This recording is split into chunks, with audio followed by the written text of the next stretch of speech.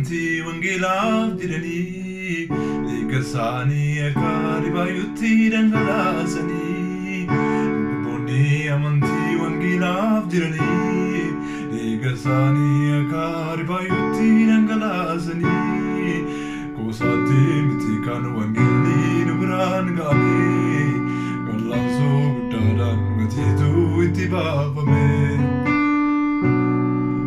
Gosaatti miti kan wangeelli nu biraan ga'ame wal'aansoo guddaadhaan gatiitu itti baafame.